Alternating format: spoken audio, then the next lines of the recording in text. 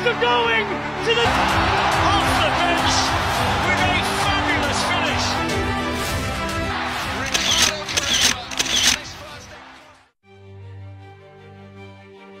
Sepak bola bukan sekedar skor, tapi tentang rasa dan ketenangan. Inter Milan pernah kehilangan itu bertahun-tahun dalam kekacauan pelatih dan ambisi kosong. Lalu datanglah Simone Inzaghi, membawa ketenangan tanpa banyak kata. Ia tak menjanjikan dunia, tapi memberi pondasi. Setelah kekalahan di final Liga Champions, ketenangan itu pergi. Simone resmi meninggalkan Inter, dan kita kembali dihadapkan pada ketidakpastian yang dulu pernah kita kenal. Ada masa dalam sejarah Inter Milan yang tak ingin kita kenang tapi tak bisa kita lupakan. Masa ketika pelatih datang dan pergi seperti ganti musim. Masa ketika klub tidak lebih dari laboratorium eksperimen. Mulai dari eksperimen muda macam Andrea Stramaccioni hingga bencana besar bernama Frank de Boer. Tidak ada arah, tidak ada struktur. Kita seperti mencoba bangun rumah di atas pasir. Dan semua orang di Eropa tahu Inter sedang krisis identitas. Luciano Spalletti datang membawa stabilitas, tapi stabilitasnya ibarat tiang bambu, bisa patah kapan saja. Lalu datanglah Antonio Conte, ia memberi gelar, ia memberi mental baja, tapi juga membawa konflik internal. Kita takut kehilangannya sejak hari pertama. Conte adalah pelatih yang selalu ingin lebih, dan pemilik kita tidak siap untuk lebih. Hingga akhirnya, ketika ia pergi, Inter kembali di persimpangan jalan. Di tengah kekacauan datanglah Simone Inzaghi, tidak dengan CV paling mewah, tidak dengan reputasi pelatih super, tapi perlahan ia membangun sesuatu yang tidak dimiliki Inter selama ini, pakem. Kita tahu apa yang akan kita lihat di lapangan, kita tahu siapa pemain utamanya, dan untuk pertama kalinya kita tidak takut menghadapi musim baru. Simone bukan pelatih flamboyan, tapi ia adalah pondasi, dan dalam dunia yang gila seperti Serie A, pondasi adalah kemewahan. Inter punya sejarah sebagai tim defensif. Mourinho pernah mengangkat trofi Liga Champions dengan 10 pemain di belakang bola. Tapi Inzaghi datang mengubah itu. Ia menjadikan Inter tim dengan serangan terbaik di Italia. Kita bukan hanya menang, kita menang dengan gaya. Gol demi gol datang dari skema yang dirancang, bukan keberuntungan. Di tangannya, Inter menjadi mesin sepak bola modern, produktif, efisien, dan menghibur. Banyak tim memakai 3 back, tapi tidak semua bisa menjadikannya senjata utama. Simone Inzaghi menjadikan sistem 3-5-2 sebagai karya seni. Lini belakang bukan sekedar pagar, mereka ikut menyerang. Dan gelandang-gelandangnya bekerja seperti piston, naik turun tanpa henti. Inter era Simone adalah tim yang tahu apa yang harus dilakukan. Tidak ada improvisasi aneh, tidak ada eksperimen dadakan. Di masa lalu, pemain muda bersinar sebentar lalu hilang. Hari ini kita punya Barella, Bastoni, Di Marco, dan mereka berkembang di bawah Simone. Ia bukan hanya pelatih, ia adalah pengatur iklim. Ia membuat ruang ganti stabil. Tidak ada drama, tidak ada isu kepercayaan. Bahkan pemain bintang seperti Lautaro tidak pernah dikabarkan ingin hengkang. Semua merasa punya tempat, semua merasa dilibatkan. Namun seperti kisah klasik di sepak bola modern, ambisi seorang pelatih akhirnya bentrok dengan kantong pemilik. Simone ingin menambah lubang. Ia ingin rekrut pemain besar demi balas dendam di Eropa. Tapi Inter bukan milik orang kaya lama. Kini ada Oktri, pemilik dari dunia investasi. Dan jawabannya satu, hemat. Ketika pelatih ingin maju, tapi pemilik ingin bertahan hidup, perpisahan hanya soal waktu. Akhirnya Simone Inzaghi dan Inter sepakat, siklus telah selesai, waktunya memulai sesuatu yang baru. Manajemen menginginkan transisi, tim akan dibangun ulang dengan pemain-pemain muda, model finansial yang lebih ramping, dan proyek jangka panjang. Inzaghi tidak melihat dirinya cocok dalam proyek itu. Ia bukan pelatih pengembangan, ia pelatih pemenang. Dan dalam pertemuan privat, kesepakatan dibuat, tanpa drama, tanpa konflik, tapi tetap menyakitkan. Dan akhirnya Inzaghi pergi, ia memberikan 1 Scudetto, 2 Coppa Italia, 2 Supercoppa, dan membawa Inter Milan ke 2 final Liga Champions. Itu bukan angka kecil, itu bukan pekerjaan biasa, itu adalah rekam jejak elit. Dan semua itu diraih tanpa sekuat mahal, tanpa dukungan tanpa batas dari pemilik. Ia membangun dinasti kecil, di tengah keterbatasan besar. Sekarang Inter Milan kembali ke titik yang menakutkan. Titik di mana kita harus percaya pada hal yang belum kita lihat. Tapi satu hal sudah pasti, Simone Inzaghi akan selalu punya tempat dalam sejarah klub ini. Ia bukan pelatih terbaik yang pernah ada, tapi ia adalah pelatih yang datang di saat paling kita butuhkan. Dan itu tidak semua orang bisa lakukan. Terima kasih Simone. Terima kasih atas stabilitas, atas mentalitas, dan atas warisan yang terlalu besar untuk dilupakan. Semua sejarah dimulai dari malam yang terlihat biasa saja, tapi malam di Allianz Arena sungguh tak biasa. Paris Saint-Germain tak cuma juara, mereka mengukir kejayaan sempurna. Inter Milan dihancurkan bukan sekedar kekalahan begitu saja. Ini bukan final biasa, tapi final penuh sejarah. Rekor pecah, pemain bersinar, dan dunia terbelah kagum. Inilah saat ketika Paris tak lagi jadi bahan lelucon. Final Liga Champions 2025 jadi milik PSG sepenuhnya. Dan satu nama mencuat lebih tinggi dari siapapun. Ousmane Dembélé resmi menjadi simbol perubahan klub raksasa Perancis ini. Skor akhir 5-0 bukan sekedar kemenangan yang besar. Ini adalah kemenangan terbesar sepanjang sejarah final Liga Champions. Hakimi membuka skor dan menggebrak laga dari awal. Doué mencetak 2 gol cantik dan merusak ritme. Kiparat Scigliotta dan Mayulu menambah luka Inter Milan tanpa ampun. Inter bukan tidak mencoba, tapi PSG main cantik dan mematikan. Tidak ada ruang, tidak ada waktu, tidak ada harapan. Final yang seharusnya seimbang berubah menjadi pertunjukan sepihak PSG. Eropa tercengang, dunia mencatat, dan sejarah berubah malam itu. 5 gol tak terbalas adalah bukti dominasi total PSG. 8 tahun lalu, Enrique hancurkan PSG bersama Barcelona bersejarah. Kini, dia pimpin PSG ke tahta tertinggi sepak bola. Bukan dengan Messi, bukan Neymar, bukan juga Mbappe lagi, tapi dengan talenta muda, taktik disiplin, dan etos kerja. Enrique ubah PSG jadi mesin kolektif, tanpa ketergantungan individu. Sistem jadi senjata utama, bukan kekuatan 1 atau 2 pemain. PSG 2025 adalah tim sejati, bukan kumpulan selebritas mahal. Kemenangan ini adalah karya seni Enrique yang sangat indah. Ia bukan hanya pelatih, tapi pelukis dari kejayaan Paris. Dan PSG tak perlu superstar, mereka hanya butuh harmoni. Ousmane Dembélé pernah dijuluki pemain dengan kaki kaca. Cedera datang silih berganti, performanya pun jadi bahan ejekan. Namun malam itu, semua luka itu berubah jadi kekuatan. Dembélé tampil sebagai roh serangan PSG di sepanjang musim.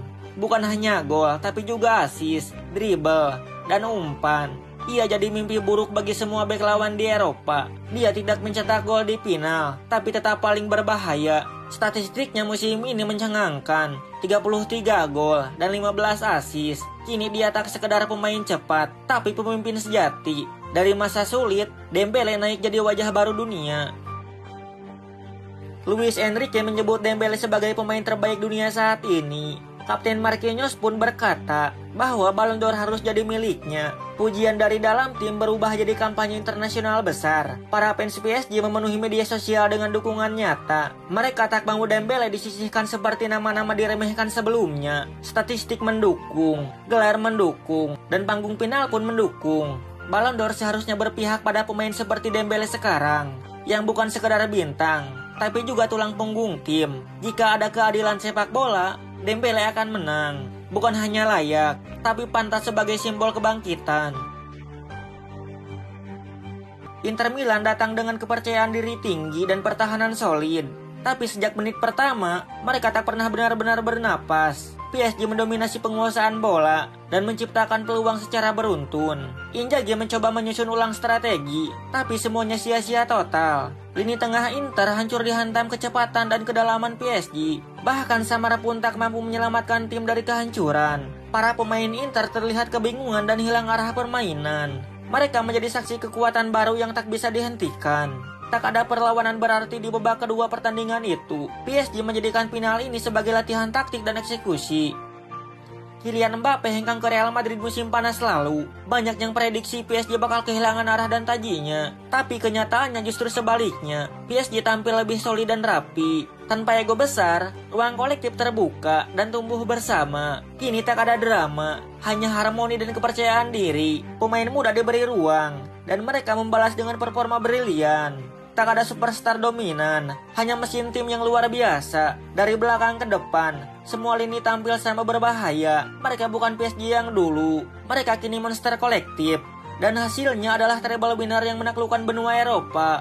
Ligue 1 juara mutlak tanpa kekalahan dari awal musim. Coupe de France juara lagi, menang telak di final. Liga Champion menghancurkan lawan dari babak grup sampai final. PSG musim ini punya 122 gol di semua kompetisi. Mereka cuma kebobolan 29 gol sepanjang musim berjalan total. Rata-rata kemenangan mereka per pertandingan nyaris selalu 3 gol. Data itu memperkuat klaim mereka sebagai tim terbaik dunia. Bukan Real Madrid, bukan Man City, bukan Bayern Munchen, tapi PSG. Dan semua itu dimulai dari fondasi stabil Enrique yang revolusioner. Ini bukan sekedar statistik, ini adalah dominasi mutlak dari Perancis. Setelah bertahun-tahun mencoba, Paris Saint-Germain akhirnya berhasil total. Trofi Liga Champion bukan lagi mimpi, tapi kenyataan besar. Setiap elemen tim berkontribusi, pelatih, pemain, manajemen, dan supporter. Kini PSG bisa duduk sejajar dengan raksasa Eropa lainnya. Bukan karena uang, tapi karena mereka membuktikannya di lapangan. Eropa takkan pernah memandang PSG dengan cara lama lagi. Era lelucon dan meme tentang PSG resmi berakhir total. Kini mereka adalah pemimpin. Bukan pengekor di kompetisi benua biru. Final 2025 jadi titik balik sejarah sepak bola modern. Dan Paris menjadi ibu kota sepak bola Eropa hari ini. Akankah Dembele akan benar-benar memenangkan Ballon d'Or tahun ini? Jika dunia adil, jawabannya seharusnya sangat jelas. Ya, dia punya semua syarat, performa, gelar, dan cerita epik. Ballon d'Or bukan hanya tentang statistik, tapi perjalanan hidup. Dan Dembele menjalani musim yang nyaris tanpa celah sepanjang waktu. Dari Barcelona dibuang, kini di Paris jadi pahlawan sejati. Jika Messi bisa menang karena Copa America dan nostalgia, maka Dembele lebih layak karena totalitas dan dominasi penuh. Ini momen di mana wajah Ballon d'Or harus berubah, dan Dembele sudah siap jadi simbol era sepak bola baru. Final ini bukan hanya penutup musim, tapi awal segalanya. Awal kekuasaan Paris Saint-Germain di Eropa yang baru dimulai. Awal transformasi sepak bola modern tanpa bergantung nama besar semata. Awal dari legenda baru bernama Ousmane Dembele yang bersinar terang. Final ini adalah panggung sempurna untuk penutup semua keraguan. Kini PSG tak hanya sekaya dulu, tapi juga sekuat itu. Kini Dembele tak hanya cepat, tapi juga paling menentukan. Kini Paris tak hanya bermimpi, tapi juga menguasai nyata. Dan dunia pun hanya bisa bersaksi dalam kekaguman mendalam. Malam di Munchen akan dikenang sebagai malam kelahiran dinasti baru. Dalam jagat sepak bola ada pemain yang diam-diam jadi legenda, ada juga yang berisik tapi tetap legendaris. Dan di antara keduanya berdirilah satu nama, Zlatan Ibrahimovic. Dia tak pernah takut bicara soal kejayaan, tentang bagaimana dirinya adalah dewa sepak bola. Namun ada satu hal yang tak pernah bisa ia taklukkan. Satu trofi yang terus menertawakannya dari kejauhan, yaitu trofi Liga Champion, trofi paling suci di sepak bola Eropa, yang terus lari dari pelukannya meski dia sudah mencoba segalanya. Tahun 2008, Zlatan adalah raja di Giuseppe Meazza. Dia pemimpin, pencetak gol, penyihir di lini depan Inter Milan. Namun musim demi musim berlalu tanpa kejayaan Eropa. Liga Champions selalu jadi cerita gagal. Dan saat itu Zlatan merasa dirinya terlalu besar untuk klub Italia ini, terlalu megah untuk sekedar dominasi Serie A. Maka datanglah keputusan besar, pindah ke Barcelona, tim terbaik di dunia. Saat Ibra resmi berseragam Blaugrana, Barcelona baru saja menjuarai Liga Champion, treble winner, tim impian dilatih oleh Pep Guardiola yang jenius. Ibra datang dengan ekspektasi besar, tapi sayangnya dia datang satu musim terlalu lambat. Pestanya sudah selesai, gelas sudah kosong, dan saat ia bersiap menaklukkan Eropa bersama Messi, takdir justru mulai bermain. Musim 2009-2010 adalah awal drama paling pahit dalam hidup Ibra. Barcelona yang ia bela disingkirkan oleh mantan klubnya sendiri, Inter Milan. Dipimpin oleh Mourinho, Inter menyingkirkan Barca di semifinal. Dan akhirnya Inter juara Liga Champion, bukan hanya juara, mereka mencetak sejarah treble winner. Sementara Zlatan menonton semuanya dari televisi. Dan yang lebih menyakitkan, Eto'o pemain yang ditukar dengan dirinya, meraih gelar juara UCL 2 kali berturut-turut. Zlatan pergi untuk mencari trofi, justru meninggalkannya di belakang. Frustasi itu yang dirasakan Zlatan selama satu musim di Barcelona, bukan karena tak cukup bagus, tapi karena di sana ada satu sosok Lionel Messi, sang anak emas, pusat semesta. Zlatan yang biasa jadi bintang utama kini hanya figuran. Hubungannya dengan Pep retak dan akhirnya ia pindah ke AC Milan lewat jalur pinjaman. Namun semesta belum selesai menggodanya. Barcelona kembali juara Liga Champions dan Zlatan lagi-lagi berada di tempat yang salah, di waktu yang salah. Setelah Italia dan Spanyol tak memberi mahkota Eropa, Ibra mencoba petualangan baru, yaitu ke Paris bergabung dengan PSG. Proyek ambisius, klub kaya baru, kekuatan baru di Prancis. Zlatan jadi wajah utama revolusi PSG. Trofi demi trofi domestik ia kumpulkan. Gol demi gol ia cetak tanpa ampun. Tapi di Liga Champions tetap saja Paris belum cukup dewasa, tersingkir, tersungkur, tereliminasi. Setiap musim cerita yang sama. Dan setiap musim Zlatan hanya bisa berkata, "Saya datang sebagai raja, pergi sebagai legenda." Tahun 2016 Zlatan hijrah ke Inggris. Manchester United jadi pelabuhan berikutnya. Ia datang saat klub sedang limbung, namun tetap memberikan kontribusi besar. Dan akhirnya di musim 2016-2017, Zlatan memenangkan trofi Eropa, tapi bukan Liga Champions, melainkan UEFA Europa League. Ia tetap tersenyum.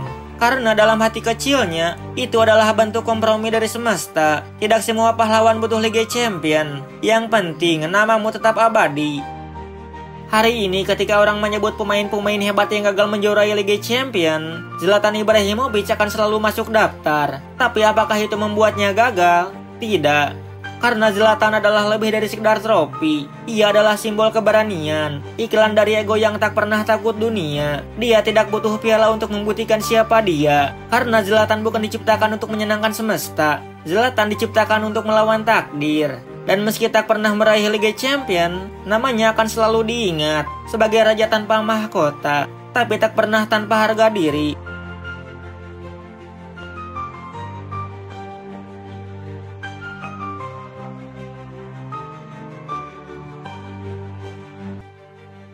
Manchester City resmi mendatangkan bintang muda AC Milan, Tijani Reinders sebagai rekrutan penting musim panas 2025. Langkah ini menunjukkan keseriusan City dalam memperkuat lini, terutama dalam sektor gelandang tengah untuk memperdalam komposisi skuad. Chelsea sempat mengincar Tijani, namun kalah cepat dalam bertindak. Transfer ini menjadi sorotan publik karena eksekusinya cepat. Tijani dipastikan menjadi bagian proyek besar Pep Guardiola. Dengan usia muda dan talenta gemilang, ia diharapkan bersinar. Manajemen City menilai Tijani sebagai investasi jangka panjang penting. Kepastian ini diumumkan setelah kesepakatan transfer disetujui resmi. Tijani punya garis keturunan Indonesia dari sang ibu yang merupakan orang Maluku. Tijani lahir di Belanda dan berkembang di Ajet Alkmaar. Ia bergabung dengan AC Milan pada musim 2023 yang lalu. Performa gemilangnya di Serie A menarik perhatian banyak klub. Tijani memiliki karakter sebagai gelandang modern yang lengkap dan dinamis. Distribusi bola akurat, kontrol tempo, dan progresi jadi kekuatan. Ia sering diandalkan sebagai pengatur ritme permainan Milan. Fisiknya tangguh, teknis bagus, dan punya visi luar biasa. Musim lalu, ia mencatatkan kontribusi signifikan dalam laga penting. Dengan kematangan bermain, Tijani dipandang sebagai rising stars. Kini, langkah besarnya ke Inggris membuka babak karir baru. Chelsea menunjukkan minat kuat pada Tijani sejak awal. Namun City bergerak lebih cepat dan tegas menawar. Manajemen City langsung menghubungi Milan dan agen sang pemain. Proses negosiasi berjalan lancar berkat kesepahaman dari ketiganya.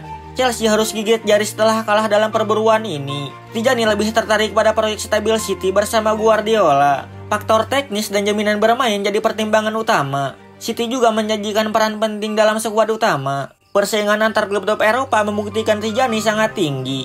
City sukses mengamankan satu aset penting di bursa transfer.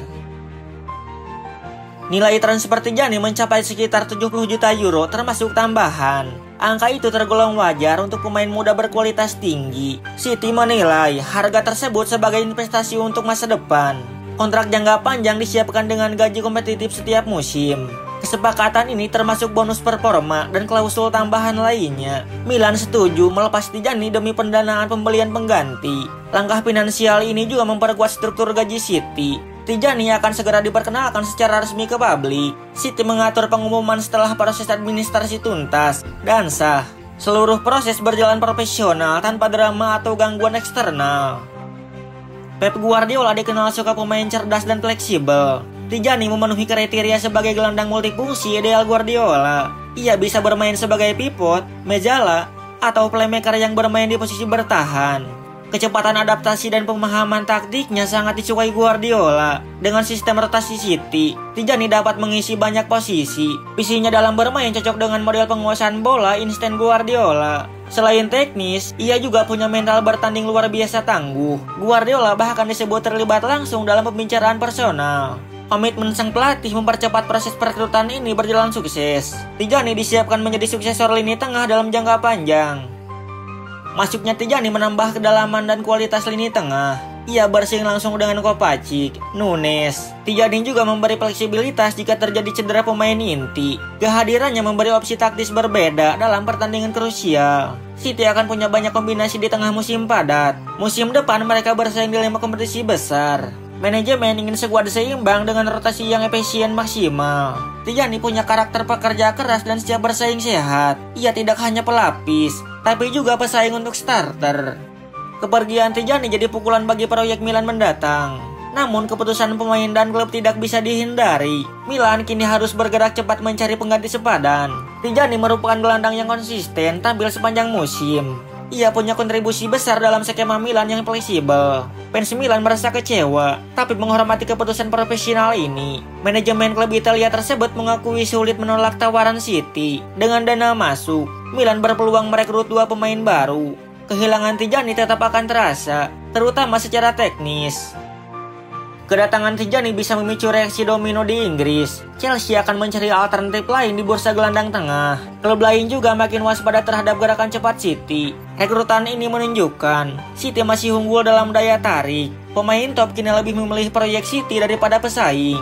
Ini menjadi nilai jual besar dalam persaingan liga domestik. Premier League semakin kompetitif dan menuntut skuad sangat lengkap. Tijani menjadi tambahan penting dalam konteks persaingan papan atas. Keputusan ini juga memperlihatkan bahwa City tetap haus trofi. Setiap musim, klub memperbaiki kelemahan meski sudah juara bertahan. Publik menantikan bagaimana Tijani beradaptasi di Liga Inggris. Dengan gaya bermain cepat dan intens, adaptasi jadi krusial. City punya tim pelatih yang ideal mendukung proses adaptasi. Di musim pertama, Tijani diharapkan bisa langsung memberi dampak. Fans City menyambutnya sebagai talenta masa depan lini tengah. Ia perlu menjaga konsisten dan fokus dalam kompetisi panjang. Jika sukses, Tijani bisa jadi pilar utama masa depan. Guardiola dikenal sukses mengembangkan gelandang muda jadi kelas dunia. Ekspektasi tinggi, tapi Tijani diyakini sanggup menjawab semuanya. Dan kini, semua mata tertuju pada performa debutnya di Etihad.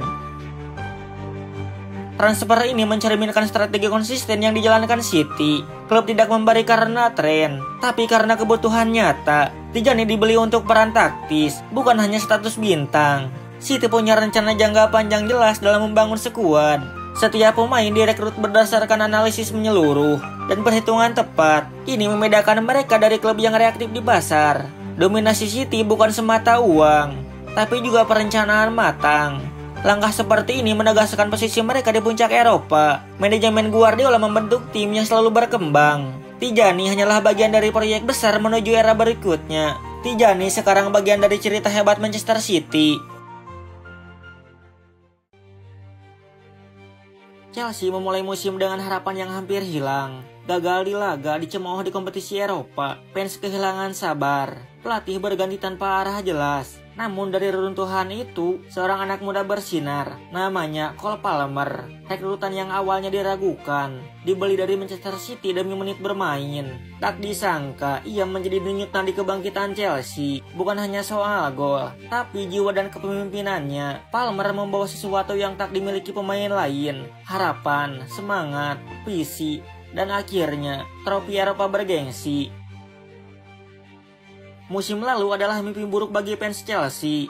Kekalahan demi kekalahan membuat mental tim hancur. Pelatih datang dan pergi seperti musim hujan. Pemain mahal tak memberi dampak seperti yang dijanjikan. Supporter mencibir, rival tertawa, media ikut mencaci. Konferensi League dianggap hiburan, bukan sasaran utama klub.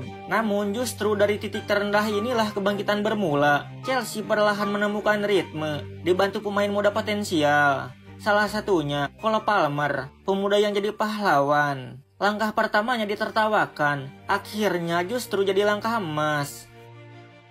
Palmer datang ke Chelsea dengan banyak keraguan. Kenapa tinggalkan City? Tanya para pakar sepak bola. Jawabannya sederhana, ia ingin jadi pemain utama. Di City, bayang-bayang bintang terlalu mendominasi Palmer. Di Chelsea, justru panggung terbuka lebar untuknya. Awal musim, ia tak langsung meledak mencolok. Namun tiap minggu, kepercayaan pelatih padanya meningkat pesat. Dia membalas dengan kerja keras dan determinasi luar biasa, bukan hanya gol, tapi pergerakan dan umpan jenius. Perlahan tapi pasti, Palmer menjadi pusat permainan Chelsea.